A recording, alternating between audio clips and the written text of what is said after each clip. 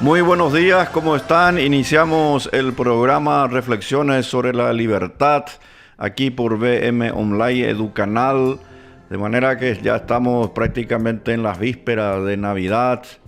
Aquí desde este programa y desde el medio les deseamos realmente lo mejor para esta feliz Navidad y que de luego los valores y principios que hacen especialmente a este pequeño aporte que realizamos siempre los lunes y también en nuestros medios puedan ser precisamente cada vez más divulgados.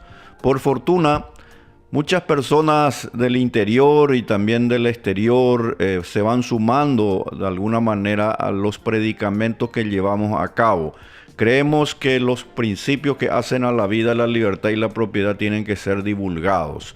El hecho de que estas ideas sean de alguna manera amenazadas o que sean de alguna manera perjudicadas por las ideas tóxicas no significa que lo que nosotros decimos aquí no sean ciertas. Por el contrario, lo que nosotros vemos, por ejemplo, lo que está sucediendo en nuestro país cuando no se utilizan de manera correctamente los impuestos, cuando nosotros vemos que el endeudamiento crece y cuando nosotros nos damos cuenta que los representantes que están en el Congreso, desde luego, ya no nos representan, pues que tenemos que tener otra forma de establecer este relacionamiento entre lo que se llama la ciudadanía, la sociedad civil y el Estado.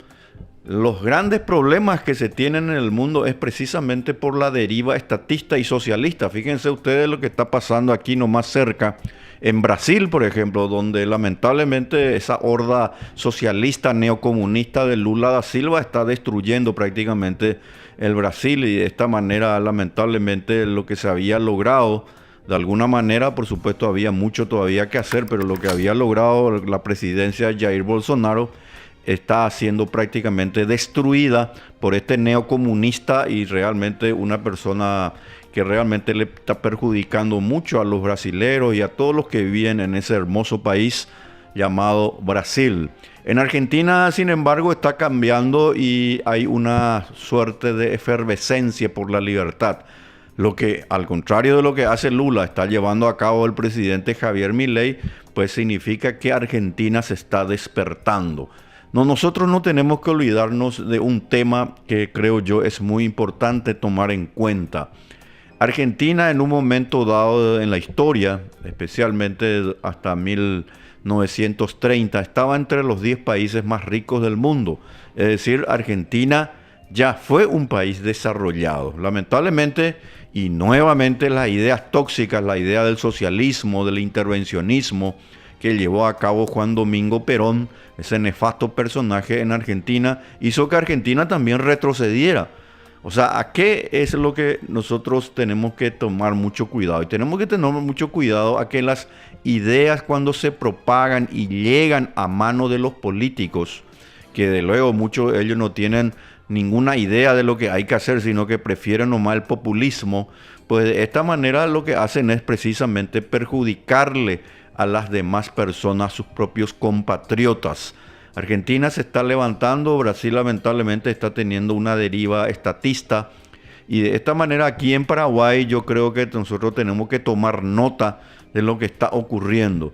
Paraguay ha venido haciendo bien los deberes, especialmente de 1989, 1990, y de esa manera nosotros logramos una estabilidad económica, una sostenibilidad fiscal y una inflación muy baja. Pero obviamente todavía resta mucho por hacer. Se están llevando a cabo muchas obras de infraestructura. Realmente hay que decir, los cambios que hemos tenido en los últimos, especialmente 20 años, han hecho que el Paraguay pueda seguir de alguna manera tomándose en cuenta como un país que, ¿por qué no?, puede desde luego también ser un referente en la región, pese a que ciertamente es un país pequeño que está rodeado de dos países muy grandes, como de luego lo son Argentina y Brasil. No obstante, la hidrovía Paraguay y Paraná tiene a Paraguay precisamente, de acuerdo a las barcazas y los barcos, a la tercera flota mundial. Primero está la Mississippi y Missouri, la de Estados Unidos, la segunda de China y la tercera precisamente Paraguay. Y eso es porque aquí en nuestro país nosotros fuimos ofreciendo lo que se llaman incentivos tributarios, es decir, bajos impuestos. Entonces, cuando se ofrecen bajos impuestos, la tendencia es que vengan las inversiones. El hecho, por ejemplo, que en la zona de Alto Paraná, Canendillú, la zona de Itapúa, incluso viniendo más hacia Asunción, la zona de San Pedro, hayan tantas inversiones, especialmente denominadas de brasiguayos, que la mayoría de ellos ya son paraguayos. Esto es muy importante decirlo. Ocurre que aquí los izquierdistas y los socialistas y los agoreros del pasado, que siempre tienen una mentalidad pesimista, y ese pesimismo, por supuesto, ellos lo transmiten de una u otra manera y siempre nos hacen ver como que nosotros tenemos que estar nomás ser segundones. No, aquí muchos extranjeros que han venido y están viniendo al Paraguay lo hacen precisamente, y uno de los elementos claves es el sistema tributario. Otro sistema muy interesante que Paraguay está teniendo y que nosotros no tenemos que descuidar es un ámbito de libertad. Aquí la gente rechazó en un momento dado, cuando ya se vino esa ola ¿se acuerdan ustedes del coronavirus? Mucha gente rechazó colocarse nuevamente y colocarse incluso la primera vez la vacuna de ese coronavirus supuestamente que venía a destruir a todas nuestras sociedades, porque en realidad eso fue un gran experimento para que la gente precisamente no puedan tener privacidad y de esta manera el Estado pueda ingresar en sus propios hogares. Aquí en el Paraguay eso prácticamente fue rechazado a tal punto que el gobierno trató de establecer un programa nacional de vacunación y las familias lo fueron rechazando. Y eso hay que decirlo, y hay que decirlo para que el mundo sepa que en este país pequeño todavía hay ambientes de libertad. La gente tiene libertad religiosa, se pagan pocos impuestos. Desde luego hay muchos temas todavía con los cuales nosotros tenemos que ir resolviendo. Pero nuestro problema, y aquí voy al tema de fondo, es para mí el tema del Estado, el sistema tributario. Y hoy vamos a estar a hablar sobre qué tipo de tributos o impuestos tendríamos que tener en una sociedad libre. Empezamos.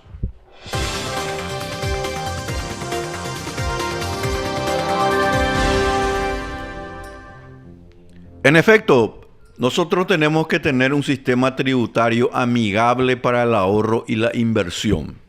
Pero para entender el sistema tributario en el mundo, nosotros tenemos que tomar en cuenta lo siguiente. En primer lugar, señora, señor, usted que me está escuchando ahora, es muy importante esto que les voy a decir porque yo suelo insistir. Ayer justamente escribí en el diario La Nación un artículo que quiero compartir con ustedes básicamente, pero no es el tema básicamente, pero ustedes pueden encontrarlo allí en el diario de La Nación, cuyo título dice: se viene la derogación del impuesto a la renta personal. ¿Y por qué escribí este artículo? Escribí este artículo porque un grupo de ciudadanos nos reunimos para presentar un proyecto de ley próximamente para derogar, sacar el impuesto a la renta personal de nuestro sistema tributario. Si nosotros logramos eso, vamos a ser el único país prácticamente en el mundo que no va a tener ese nefasto, perjudicial, peligroso, inmoral impuesto que es el impuesto a la renta personal. En todos los países latinoamericanos, y ni qué decir en Europa, en Estados Unidos, ese impuesto está. Pero el hecho que esté en los Estados Unidos o esté en Europa no significa que eso esté bien. Ese también es otro tema que quiero aclarar bien. Y yo quiero que usted, señora, usted, señor, pueda realmente entender esta cuestión. El hecho de que los europeos hagan algo no significa que nosotros tengamos que copiar lo que ellos hacen. Hay cosas que harán bien, pero hay cosas que no harán bien. El hecho que se haga en Estados Unidos algo no significa que nosotros aquí también tengamos que imitar y copiar. Habrá cosas, por supuesto, muy buenas, pero habrá cosas que no son nada buenas. Por ejemplo, en Europa, tenemos una destrucción prácticamente de la democracia. En Europa ya gobiernan las élites globales. Atea, por cierto, ¿verdad? Atea, desconoce a su Dios. Y de luego a Europa, donde nace precisamente el Occidente, porque eso nosotros no podemos dejar de mencionar. En Europa nace Occidente, nace la literatura, la poesía, nace todo lo que significa precisamente, ¿verdad? Las bellas artes, la cultura, la ciencia. Y allí justamente estaban viendo ustedes el artículo que había escrito ayer, que les recomiendo, si quieren leerlo, está ahí en el diario La Nación. Se viene la derogación del impuesto a la renta personal con la presentación, digamos, de los motivos de manera sucinta, por supuesto. Esta parte del impuesto a la renta personal yo lo escribí en uno de mis libros y obviamente tiene como esa parte del impuesto a la renta personal tiene como unas 12 páginas aproximadamente. Por supuesto, en los medios de comunicación, en un diario, por supuesto no se podría estar publicando 12 páginas de luego, ¿verdad? Entonces es muy importante este tema de cómo nosotros vamos a derogar este impuesto y lo vamos a hacer por principios. Entonces yo le estaba diciendo, el hecho de que en Europa se haga algo no significa que nosotros tengamos que copiar. La destrucción que se está haciendo en Europa de la familia a través de la ideología de género, de la Agenda 2030, es de tal grado que los europeos ya están realmente rebelándose. Y eso ocurrió no hace mucho cuando los granjeros alemanes, holandeses, italianos, españoles, se dieron cuenta que realmente la Unión Europea ya no les representa. La Unión Europea es una ficción, es un grupo de tecnócratas que se han reunido allí desde luego y le han secuestrado a la voluntad popular, especialmente que tiene el ciudadano común, el hombre y la mujer común de allí, corriente, que es de Europa. Lo que quiere es realmente que se valorice el concepto de la familia, se valorice de luego el concepto de Dios, porque esa es la roca por la cual nosotros tenemos que estar permanentemente firmes, y se valorice algo muy importante, que Europa, que antes fue y fue ciertamente y sigue siendo, nadie puede negar. Los que tuvimos la oportunidad de ir a Europa, nadie puede negar que Europa es una sociedad de la opulencia. Es una sociedad desarrollada, eso nadie puede negar. Pero me permito aquí decirles a ustedes lo que un premio Nobel de Economía dijo y que es muy importante tomar en cuenta con relación a Europa y Estados Unidos.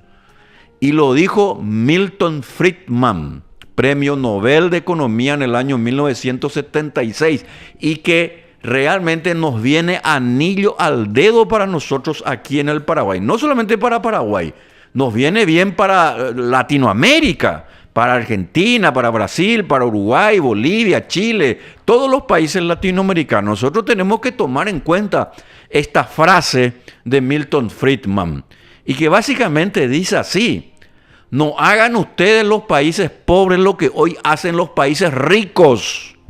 Repito, no hagan ustedes los países pobres o que quieren desarrollarse lo que hoy hacen los países ricos. Hagan lo que hicieron estos países ricos para volverse ricos. ¿Y cómo se volvieron ricos los países?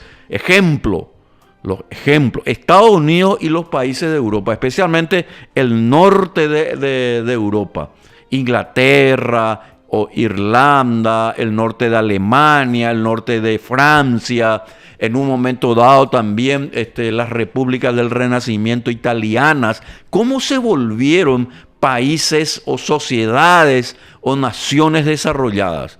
Primera cuestión, proteger la propiedad privada. Esto es fundamental, proteger la propiedad privada.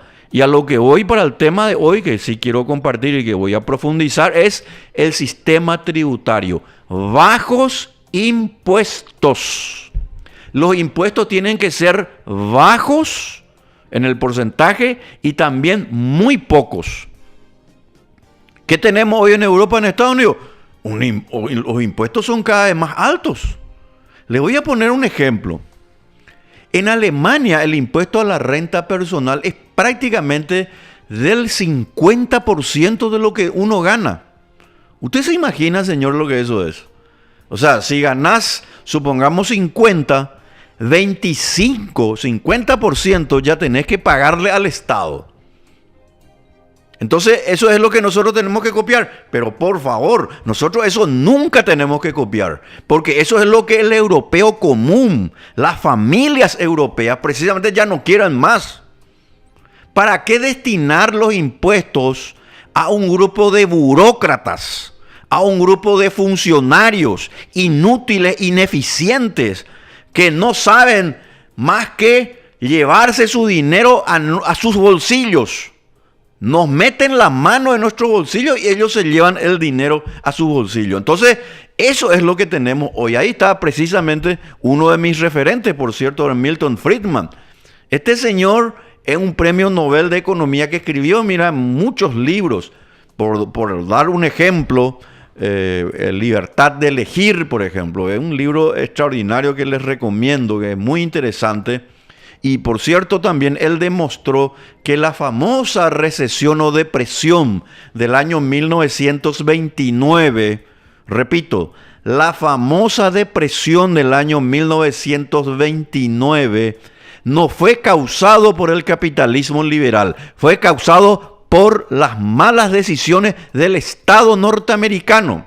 Esto es algo que también nosotros tenemos que aprender. Ahí está Libertad de Elegir, que fue escrito por Milton Friedman y su señora Rose Friedman, pero un libro extraordinario. Un libro que les recomiendo que lean, porque ustedes lo pueden encontrar, incluso tenemos aquí en nuestras librerías, lo pueden traer por Amazon o por otros portales, desde luego.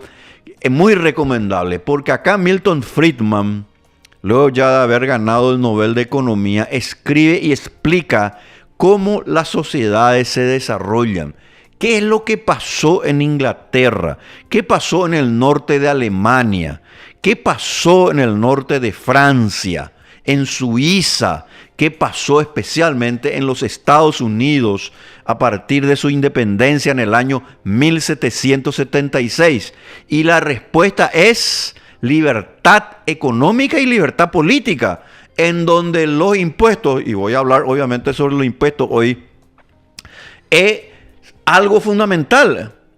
O sea, el sistema tributario debe ser un sistema tributario sencillo, lo más sencillo posible.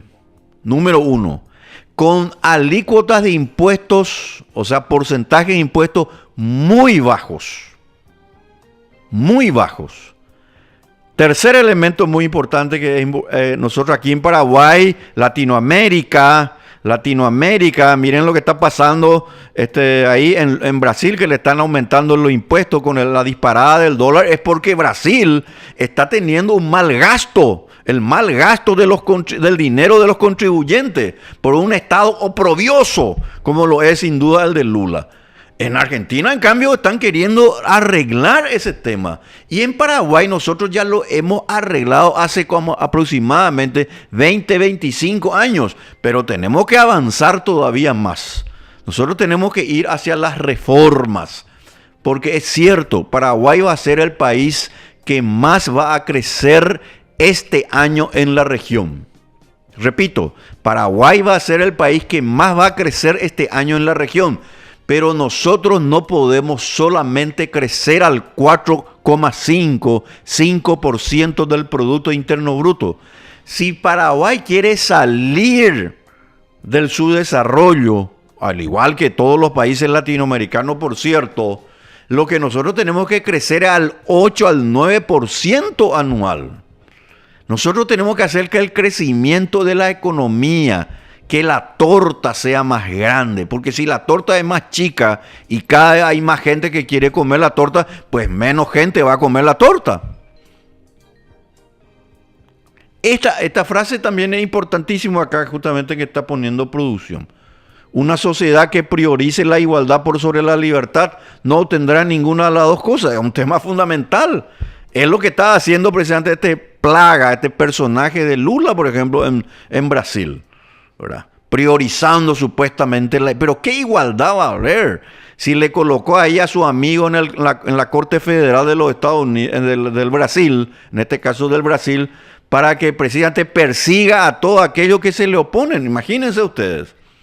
O sea, nosotros tenemos que siempre tomar en cuenta que nuestras libertades en cualquier momento se pueden perder. Entonces, cuando perdemos nuestras libertades, no nos olvidemos de esto. Tenemos que saber acertar hacia dónde vamos a ir, hacia qué lado vamos a ir. Hoy en el léxico de la política que hoy se utiliza, es que nosotros tenemos que ir hacia la derecha, no hacia la izquierda. La izquierda es inmoralidad, la izquierda es nefasta. La izquierda es la redistribución de la riqueza, que significa sacarle a uno para darle a otro. O sea, es un robo. Esa es la izquierda. Esa es la izquierda. Nefasta, inmoral, ladrona.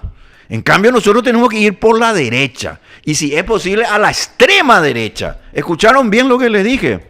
Porque están pues los que dicen, no, la extrema derecha. No, aquí yo les digo de manera clara. Extrema derecha, señores. Y la extrema derecha es, hoy en día, no es precisamente esa extrema derecha de antes de la violencia. No, es de la libertad. Es de volver a Dios, a la familia, que haya bajos impuestos. Y algo muy importante, señores, déjennos en paz. Déjennos en paz, señores. No es posible que la gente pague sus impuestos y ocurre que ni plazas, ni parques, ni hospitales, ni escuelas se pueden tener. Nosotros ya no tenemos que pagar más impuestos. Yo creo que tenemos que hacer un acto de rebeldía ciudadana. ¿Para qué pagar más impuestos a estos personajes, ladrones, corruptos, que tienen sus casas en Miami, se pasean por Punta del Este, se van ellos, por supuesto, a partir de ahora ya estarán viendo a dónde viajar? Y lo hacen con nuestro dinero, señores. Y eso es un robo, es una vergüenza. Pero no pensemos solamente nosotros, los que de alguna manera tenemos por ave motivo una posición socioeconómica mejor y de alguna manera, no digo que por supuesto estemos bien, ¿verdad? Pero de alguna manera podemos soportar ese robo descarado de estos personajes. Pensemos nosotros en la gente más pobre de este país. En la gente que realmente, cuando uno viene, yo estaba viniendo de mi casa, pasando, ¿verdad? Por supuesto, me fui por otro lado, después vine acá y uno le ve a las personas vendiendo baratijas, vendiendo chipa, vendiendo comida, niños, niñas, personas de edad. Entonces, señora, aquí hay algo malo. Y hay algo malo, lo mismo pasa en Latinoamérica, ¿eh? Miren que no es una cuestión solamente de Paraguay, porque si no, vayan a la favela del Brasil o vayan al cono urbano de Buenos Aires. Esta es una situación de los países subdesarrollados que nosotros tenemos que corregir, pero para corregir tenemos que conocer el camino adecuado. El camino no es la izquierda, el camino es la derecha. El camino no es la redistribución de la riqueza, el camino es producir más. El camino no es la justicia social, que es un robo. El camino es la justicia a seca, dar a cada uno lo suyo. Esa es la cuestión. Y aquellos pobres de solemnidad, y atiendan bien lo que voy a decir, porque no solamente lo dije acá, sino que lo dejé estampado en mis libros, para que no digan luego de que yo soy una persona insensible. No, de ninguna manera. Así como creo en la competencia libre de las empresas para que las empresas puedan competir y ofrecer mejores bienes y servicios, yo creo que a las personas más pobres de solemnidad, a los niños huérfanos, a las viudas, por supuesto que les asiste un programa de carácter social donde se les pueda dar algún tipo de ayuda. Pero esta ayuda no debe venir del Estado. Fíjense la diferencia que ya le estoy dando aquí. Esa ayuda para la gente más pobre no debe venir del Estado. Entonces, ¿y cómo va a hacer usted eso? ¿Cómo usted va a hacer para que la gente, ese niño huérfano, esa niña huérfana, que no tiene la posibilidad ni siquiera de irse al colegio, cómo vamos a hacer? Y este es el programa de la libertad que nosotros tenemos que implementar, señores. Y la forma de hacerlo es a través de un programa de exenciones fiscales para que los individuos que hoy estamos pagando un cierto tipo de impuesto o las empresas que pagan millones y millones de impuestos, pues una parte de ese dinero ya no se vaya al Estado. Ese dinero ya no tiene que ingresar al Estado, señores, para proteger o dar mejores oportunidades a las personas más pobres, sino que a través de este programa que le estoy diciendo, este programa tributario de asistencia, pues lo que se va al Estado ya no tiene que ir al Estado, tiene que ir para la gente realmente necesitada. Pero eso sí, la gente realmente necesitada, pero que hay muchos vivos ahí, hay algunos vivitos ahí que se pasan de la raya y se hacen supuestamente de los pobres. No, señores, toda persona que tiene la capacidad de, por supuesto, de tener y querer ir adelante, de querer trabajar, de querer estudiar, de querer hacer lo mejor para sí, para su familia y para su prójimo, pues que se ponga a trabajar y que busque el pan, realmente lleve el pan a sus hogares.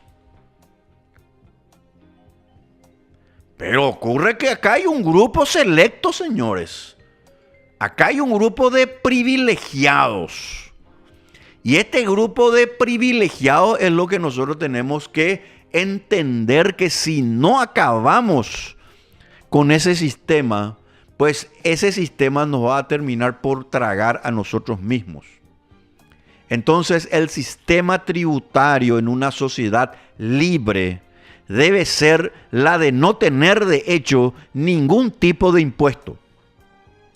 El impuesto es un robo desalmado, directo a cara descubierta. Y le voy a decir algo que quiero que quede grabado, porque lo dije, creo que de tanto ya hablé de este tema y voy a seguir haciéndolo. Y yo creo que escribí eso justamente ayer en mi artículo que publiqué en mi columna de opinión. La fuerza coercitiva, criminal que tiene un delincuente que nos arrebata parte de nuestro dinero es exactamente igual a la autoridad que tiene supuestamente un funcionario. No hay diferencia, señores. No hay ninguna diferencia, porque esa autoridad, entre comillas, ya no es autoridad. No hay autoridad legítima cuando un grupo de personas nos arrebata parte de nuestro dinero, mete la mano en nuestro bolsillo y se lleva para sus privilegios. Eso no es autoridad legítima. Esa es la autoridad ilegítima y es un robo. En consecuencia, no hay diferencia. ¿Cuál es la diferencia entre el Estado que nos roba, que no nos da servicios y por el cual permite que un grupo de privilegiados se enriquezcan? Esa es la riqueza mal habida, señores. La riqueza mal habida. Y cuando tenemos riqueza mal habida con nuestro dinero, pues nosotros tenemos el derecho a la legítima defensa. El derecho a la legítima defensa. El principio moral en el cual yo creo, porque está basado, fundado, se relaciona con la tradición judeo-cristiana, es el siguiente. El principio de no agresión. Ninguna persona debe agredir a su prójimo. Y así como nosotros no queremos agredir a nuestro prójimo porque buscamos la paz la cooperación, la producción a través de la propiedad privada, porque no puede haber producción si no hay propiedad privada. No puede haber cooperación si no hay propiedad privada, porque yo no puedo cooperar con algo que no es mío. En consecuencia, no puede haber mejores condiciones de vida si nosotros no garantizamos la propiedad privada. Entonces entra un delincuente a mi propiedad y balazo, señores. Quiere alguien robar, entra a mi casa, balazo, señores. Porque así tiene que ser. Porque el principio de no agresión dice que ninguna persona tiene el derecho de agredir a su prójimo. Ninguna persona tiene derecho de agredir a su prójimo. Y así como somos pacíficos y sostenemos esta verdad de que ninguna persona tiene derecho a agredir a su prójimo, también hay otro principio, el segundo principio moral que tengo que compartir aquí sucintamente con ustedes. Ese principio moral es el de la legítima defensa. Señores, si alguien viene y quiere entrar a mi casa, el delincuente, el criminal, quiere entrar a mi casa, la respuesta, señores, es sencillamente defender nuestra vida, nuestra libertad y nuestra propiedad. ¿O acaso usted va a dejar que el delincuente entre a su casa, agrede a su madre, a su padre, a sus abuelos, a sus hijos y a sus hijas? Y usted va a decir, no, el principio de no agresión. No, al principio de no agresión le complementa el principio de la legítima defensa. Y la legítima defensa, señores, y este es un tema también que el derecho penal actual ha venido a destruir todo. Ocurre que el delincuente entra a tu casa, entra con un cuchillito, un pequeño cuchillo, y ocurre que uno tiene una Magnum o tiene una 38. Y ocurre que yo utilizo la Magnum, utilizo una 38 contra el delincuente y ocurre que yo soy el que me voy a la cárcel. Pero por favor, y ahí vino la teoría que se utiliza hoy en el derecho penal equivocada, que se llama de la proporcionalidad. Es decir, si vos entras con un cuchillito pequeño a la casa de alguien y le ves y tenés vos tu pistola de una 38, una 9 milímetros, por ejemplo, si tenés, entonces no podés usar. Porque si vos usás contra ese delincuente que tiene el cuchillito, supuestamente vos estás en diferencia de proporciones. En consecuencia, lo más probable es que el que se está defendiendo su vida, está defendiendo su propiedad, está defendiendo su libertad, pues va a parar a la cárcel. Y esto no es un tema solamente de Paraguay, es un tema mundial, transversal del derecho penal, mal utilizado lamentablemente. Por eso es que nosotros tenemos que volver a los principios. El principio de no agresión es fundamental. El principio de que las personas cooperan mejor, se dividen el trabajo, es algo fundamental, porque la riqueza, el dinero, no cae de los árboles. La producción, la productividad. Productividad significa producir más con lo mismo y lo mismo con menos. Y eso solamente se puede hacer cuando hay capital humano, señores. Capital humano. Gary Becker, Premio Nobel de Economía, lo demostró. Hoy en día los factores de producción ya no son solamente el capital, el trabajo y la tierra. Esos son los clásicos factores de producción que de luego siguen existiendo. De luego que siguen existiendo y va a existir hasta el final de los tiempos. El capital, el trabajo y la tierra. Pero se agregó en los últimos 30, 40. Esto es algo nuevísimo. Nuevísimo, señores. En realidad ya existió siempre. Ya existió, pero ahora se estudió y empieza a tener una relación directa con la riqueza. Capital, trabajo, tierra y capital humano. Conocimiento, señores. El conocimiento es fundamental. La tecnología es fundamental. Las sociedades que apuestan por el conocimiento, por un alto nivel de educación, atiendan bien esta palabra que le estoy diciendo, porque es muy usual aplicarla en la escuela del Law and Economics, del derecho y la economía.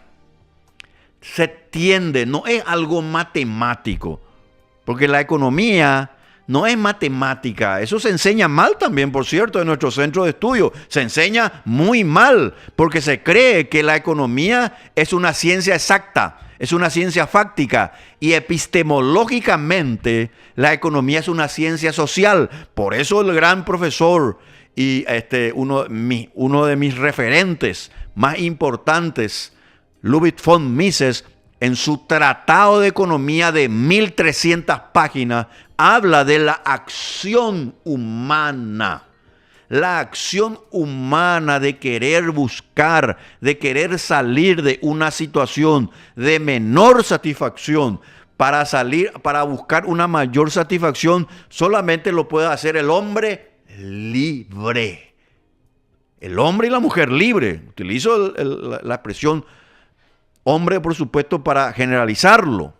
Ahora que no me vengan los feministas ahora también con este tema. Pero por favor, a mí no me van a hacer correr ese tema. Por ejemplo, ahora ya no, algunos dicen que no hay que decir feliz Navidad.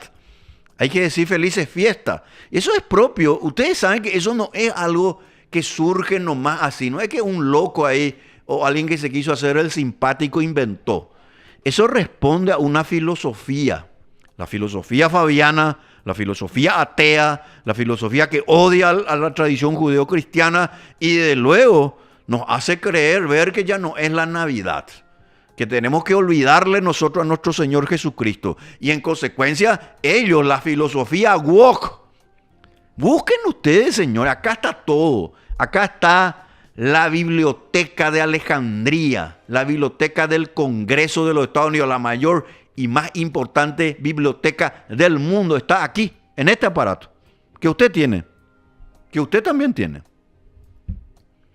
Y busca ahí la ideología woke.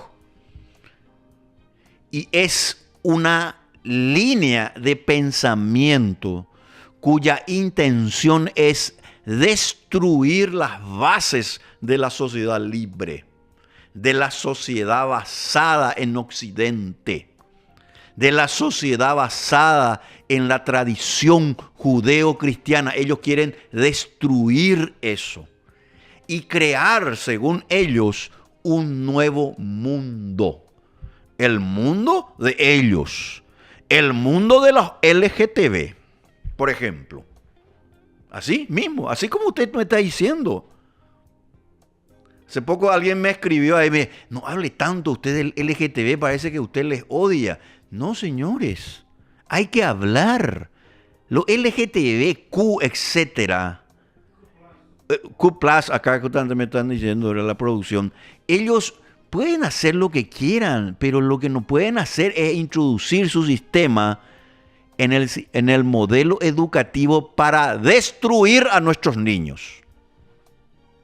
Ese es el problema de fondo. Yo no tengo ningún problema que una persona elija su tendencia sexual, pero que no me venga a exigir a mí que en el sistema educativo, como hoy ya se hace, especialmente en Europa, ya se hace en Europa y parte de los Estados Unidos, que los niños, por ejemplo, se va allí una persona que es gay, se va un queer ahí, que no sabe qué sexo es, y le viene y le enseña a los niños, miren, yo soy de tal forma y yo soy también feliz. Y ustedes si quieren me pueden tocar. Imagínense ustedes, y esto no es algo que yo estoy inventando. Averígüenlo, señores, y háganlo con fuentes. Tampoco vean cualquier fuente. De luego, vean fuentes serias, fuentes de estudio, donde se nota la influencia perniciosa, dañina, de la destrucción del sistema educativo. Hoy las universidades norteamericanas, por ejemplo, ya no son las universidades norteamericanas de hace 30, 40 años atrás. Han sido tomadas por la filosofía woke. ¿Cómo, por ejemplo, se hace eso? Por ejemplo, y le voy a dar un ejemplo para que ustedes vean. Si una persona de color se va a rendir un examen, esa persona de color o que es gorda, fíjense que también sucede con los gordos esto. Increíbles. Nos hacen querer ver que ser gordo está bien. ¿Y qué pasa allí? Ustedes saben lo que pasa. Una persona que rinde en una universidad norteamericana, por ejemplo, y lo pueden averiguar, entren en el sistema educativo. Tiene ya un puntaje para iniciar su examen. O sea, ya no hay lo que se llama igualdad. Hay igualitarismo. O sea, una persona tiene un puntaje por ser de tal color, por ser gay, por estar y ser lesbiana. Entonces, señores, ¿dónde estamos? Estamos en una concepción de ideas que desde luego viene a tratar de destruir todo el sistema cultural. Y ahí viene la cuestión fundamental. Y yo les voy a decir algo, ya este sería el último programa de este año. La batalla cultural es fundamental. No puede haber batalla política sin batalla cultural. La gente dice vamos a reducir los impuestos, vamos a hacer la reforma. Pero si la gente no entiende las bases o los fundamentos económicos, políticos y morales de una propuesta determinada, yo le puedo asegurar que eso fácilmente no va a funcionar. Podrá por ahí funcionar unos años, pero después va a volver a ser destruida. Nosotros tenemos que tomar la batalla cultural, así como lo hicieron los woke. Ahí están los woke. Los woke es una filosofía de la izquierda cuya pretensión es la destrucción de la familia, de las tradiciones judeocristianas y por supuesto de la propiedad privada, porque al sacarnos la propiedad privada de alguna manera u otra, los que deciden sobre estas cuestiones de luego tienen un poder inmenso, y eso no lo digo yo, lo dijo un gran pensador con el cual yo estoy totalmente en desacuerdo, pero él tuvo una virtud de ver algo que nadie vio en su momento y se llamó Gramsci. Un pensador italiano, profesor italiano, y él dijo así, un declarado comunista: señores, este tema de los proletarios y burgueses, la lucha de clases ya terminó. ¿Qué vamos a hacer? Nosotros vamos a agarrar el sistema educativo, vamos a agarrar el sistema cultural y de esta manera lo que vamos a hacer es enseñar a nuestros niños, a nuestras niñas, a nuestros jóvenes que hay otro sistema cultural. Y cuando hay otro sistema cultural, yo les puedo asegurar que afecta al sistema tributario, del cual estábamos hablando de luego, y de esta manera cada vez más nos piden más impuestos. Y acá, ahí está justamente, ¿verdad?, un exponente precisamente de esa filosofía. Por eso que creo yo, y finalizo aquí esta parte, porque ya está Vivi con nosotros, tenemos que derogar el impuesto a la renta personal, señores. Lo vamos a presentar, no sé cuánto tiempo podrá durar, pero para nosotros nos va a permitir hacer esta batalla cultural a favor de nuestra libertad y nuestra propiedad privada, porque el impuesto a la renta personal es, en términos económicos, una cuestión muy sencilla. Es la confiscación del ahorro. Y si se confisca el ahorro, no hay inversión. Es muy sencillo, señores. Además, ninguna persona, ningún funcionario público puede arrebatarnos a través de la fuerza que es un sistema impositivo parte de lo que nosotros estamos obteniendo con nuestro esfuerzo diario.